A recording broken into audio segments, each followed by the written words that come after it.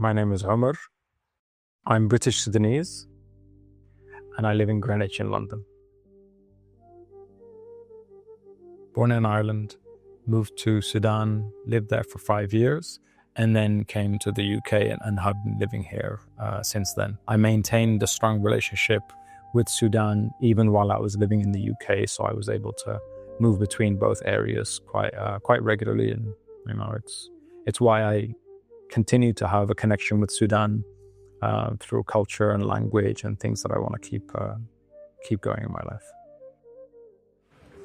During my childhood, my relationship to food was pretty strong. I would, obviously be eating regular meals and gatherings with like meal times, and I was kind of around when they were making the food as well. I wasn't doing anything, but I was in the area. I would kind of found myself watching people as they would make food, and I liked the whole ceremony of it. It was something that I was interested in, even though like as a child I obviously wasn't doing anything.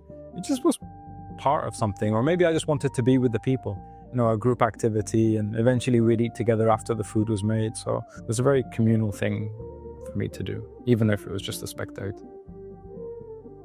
Food is a great way of connecting with people. It's a great way of connecting with others around you of the same group, but at the same time showing people where I'm from through food by telling them this is how we eat, this is what we eat, this is where it comes from, this is our culture. So it's nice that it can work in both ways, both make you feel comfortable in who you are, and at the same time be an ambassador to other people. For me, home is a place of belonging, it's a place of family, it's a place that you can relax and be comfortable and return to after being away.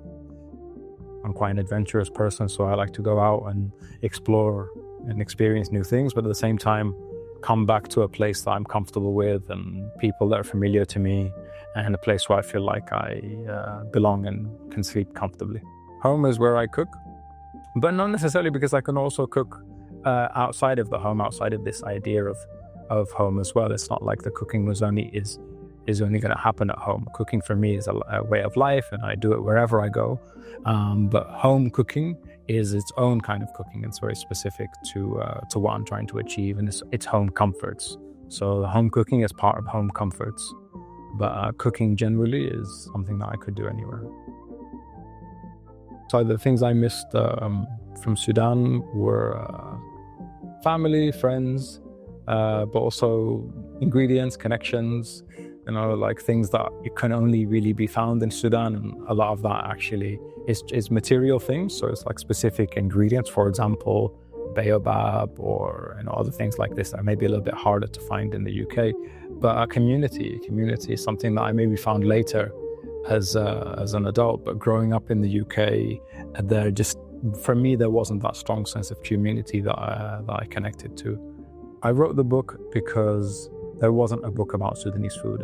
At the time, there was very little literature about Sudan or Sudanese food, other than the stuff that you just see in news and things like this, which are always very bad press. And, Sudan's obviously had a very difficult past, and I wrote the book in order to kind of shift the tide a bit and to give a new perspective or a different perspective of Sudan, one through the lens of food, one something that we can celebrate, something that has so much to offer and so much to teach people.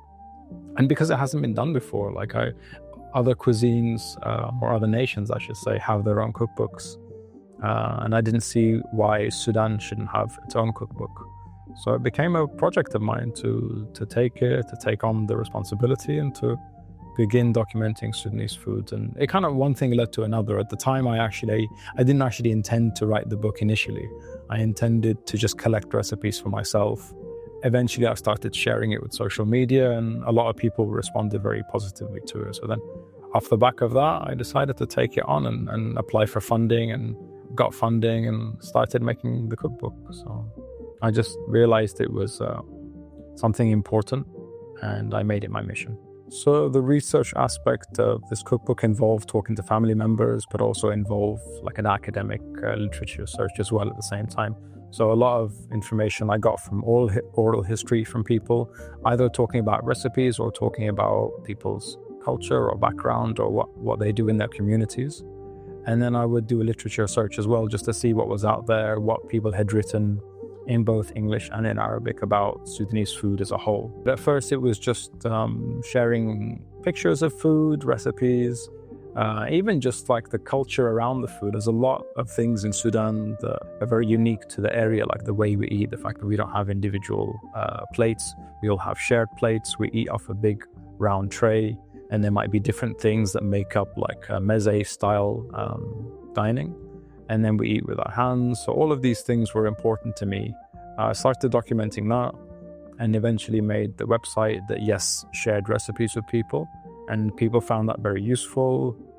A lot of the recipes that I had found at the time are either in Arabic, so they weren't really accessible to people, or they weren't written in a way that was very accurate. Essentially, recipes should be accurate. They should have specific quantities so people can use that as an outline and make what they want to make. So I started focusing on the details of these quantities, and people responded to it pretty well because it became useful. What we ate today was a peanut salad with chopped vegetables, namely tomato, green pepper. We also had peanut butter itself with some lime juice, salt and pepper, a little bit of water to dilute it down a little bit. And then we add some flavoring bits to it, some red wine vinegar, some sesame oil. It's just like a very mixed chopped salad with a really nice zesty peanut paste to it. And that's a classic Sudanese salad. Then we had rijla, which is a stew, named after the main ingredient, which in Sudanese Arabic is called rijla, but in English is purslane, so it's like a succulent leaf. And in Sudanese cooking, we chop it fine and we cook it in like a stew. So you just cook it in an onion, water, and stock base. The one we had was actually vegan, but it normally contains meat inside it. But the vegan one is just easier to make, and it's just very quick. So you just chop up the rijla leaves, you put them in the stock base, and then you add your red lentils and tomato paste and tomato juice. And it turns into a rich, very hearty stew.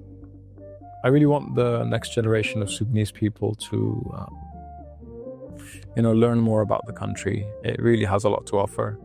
I'd like them to look past the idea that it's a place with a lot of the problems. It's a lot more than that.